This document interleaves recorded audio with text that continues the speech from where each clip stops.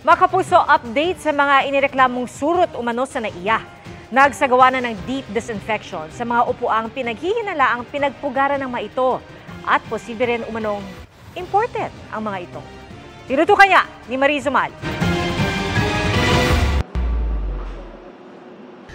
Ganito karaming surot ang natanggal at nangamatay matapos bugahan ng kemikal na panlinis ang mga gang chair ng NAIA Terminal 3. Ipinakita sa amin ang deep disinfection sa mga upuan matapos may mag-post online ng mga pantal na tinamo umano sa kagat ng surot matapos umupo sa mga ito. Quarterly naman daw ikinakasa ang ganitong deep disinfection na tumatagal ng 3 araw kada batch o higit pa. Ang pagbuga ng spray kontra insekto sa unang araw, susundan pa ng inspeksyon para masigurong patay ang insekto sa ikalawang araw. At pressure washing o paglilinis ng sabon at tubig para matanggal ang laso ng kemikal sa ikatlong araw. Hiwalay pa raw dyan ang araw-araw na disinfection sa ibang mga upuan. How can that be?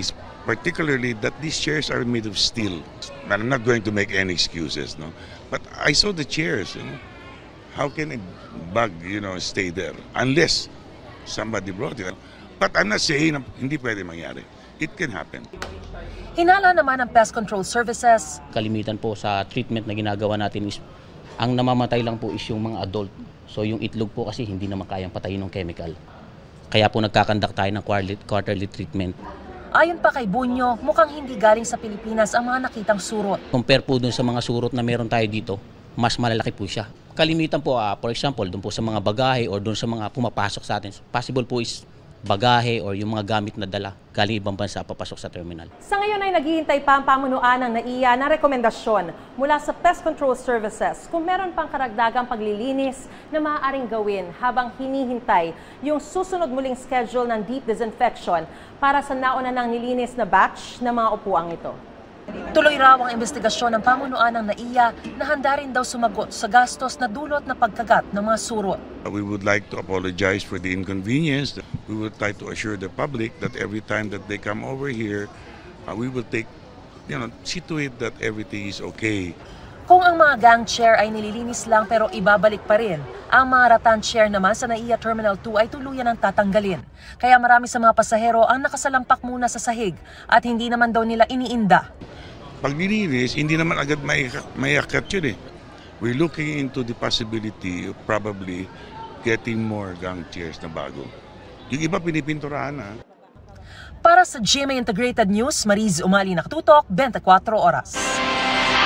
Bilang paghahanda pa rin sa Centennial Season ng NCAA, mga pambato naman ng Perpetual Altas, Letra Knights at Mapua Cardinals ang lumahok sa GMA Masterclass, the Social Media Literacy Series. Yan ang tinutukan ni Rafi Tima. Sa pagpapatuloy ng GMA Masterclass, the Social Media Literacy Series, sunod namang sumalang ang 3 pang member schools ng NCAA, ang University of Perpetual Health System Dauta, Colegio de San Juan de Letran at Mapua University. Sa Digital Dive Session, binigyang din ang halaga ng social media sa mga student-athlete at kung paano ito magagamit ng tama bilang mga kinatawan ng kani-kanilang eskwelahan. Social media serves as your digital canvas para kayong nagka-craft, ng inyong masterpiece. Masterpiece in the sense that it is where you are sharing your journey as an athlete. Doon yun siya showcase not only your on-field trainings, yung achievements niyo bilang isang atleta, but pati yung personalities ninyo, values and interest. Kabilang sa mga ibinahagi ng GMA Digital Team ang mas epektibong paraan ng paggamit ng social media para mas maipakilala ang sarili, magkaroon ng koneksyon sa supporters, at kung paano makakaiwas sa disinformation at bashing.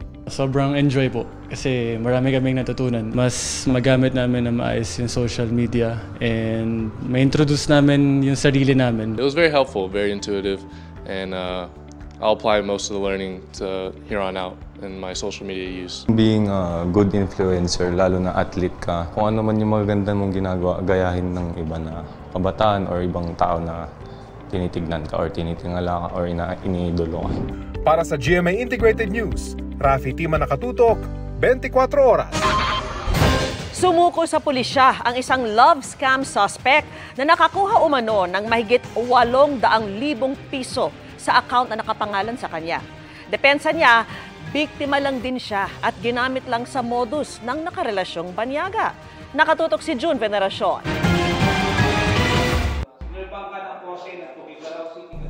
Gusto raw linisin ang kanyang pangalan, kaya sumuko ang love scam suspect na itatago namin sa pangalang Emma sa PNP Anti-Cybercrime Group.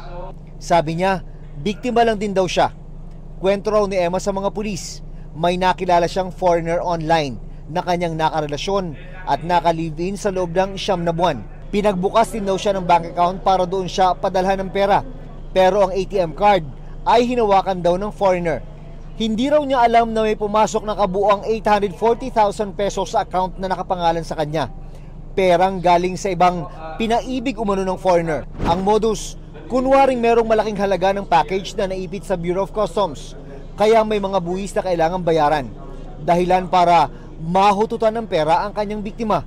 Nang magreklamo ang biktima, na-trace ang pera sa bank account na nakapangalan kay Emma. Matagal na natin nakikita ito na may mga Pilipina na nakikipagrelasyon sa foreigner at hindi nila alam na yung account o bank account na ginagamit nila ay dinadaanan ng pera na galing sa panluloko. Ito yung tinatawag nating love scam o romance scam. Pero sa mata ng PNP ACG, suspect pa rin si Emma. Sa korte na lang daw siya magpaliwanag. Kahit pa nakikipagtulungan na siya para mahanap ang foreigner na nakarelasyon. Sinubukan namin siyang ma-interview. Totoo po ba yun kay victim o kayo po'y suspect? Hindi siya sumagot sa mga tanong ng media.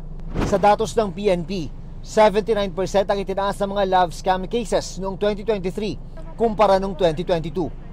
Lahat ng mga kasong hinawakan ng PNP ACG, mga foreigner daw ang sangkot. Iingatan po natin na magkaroon tayo ng karelasyon na online para hindi po tayo maloko. Para sa GMA Integrated News, June Veneracion, nakatutok, 24 oras. Mga kapuso, nag-dissipate o nawala na yung low-pressure area na binabantayan sa labas ng Philippine Area of Responsibility. Tuluyan na itong humina kaya wala na ring trough na makakapekto sa anumang bahagi ng bansa. Baagya ring humina ang amihan na kumpara nitong mga nakalipas na araw umaabot na lamang hanggang Central Luzon. Sabi ng Pag-asa, magpapatuloy ang pag-iral nito sa mga susunod na araw. Pero unti-unti nang hihina lalo't papasok na tayo sa buwan ng Marso kung kailan karaniwang nagtatapos ang amihan season. Nagpapatuloy rin ang epekto ng easterly sa natitirang bahagi ng bansa. Base sa datos ng Metro Weather, umaga bukas may ulan na sa Zamboanga Peninsula, Caraga at Davao Region. Halos buong Mindanao na ang uulanin pagsapit ng hapon. May heavy to intense rain sa ilang probinsya kaya hindi inaalis ang posibilidad ng baha at landslide. Doble ingat din ang mga taga Southern Leyte at ilang bahagi ng Bohol dahil may mga kalat-kalat na ulan din bukas. Magiging maaliwalas naman ang panahon sa Luzon, maliban lamang sa Mahihina at panakanakang ulan sa Aurora at Mindoro provinces sa gabi. Posible pa rin ang bahagyang malamig na panahon sa gabi sa Metro Manila pero pagsikat ng araw, posible na ulit maging maalinsangan. Mababa naman ang tsansa ng ulan sa ngayon. Balik Vatican na si Pope Francis matapos dalhin sa ospital dahil sa mild flu. Dahil din dyan, kaya nakansilang ilan niyang lakad nitong weekend.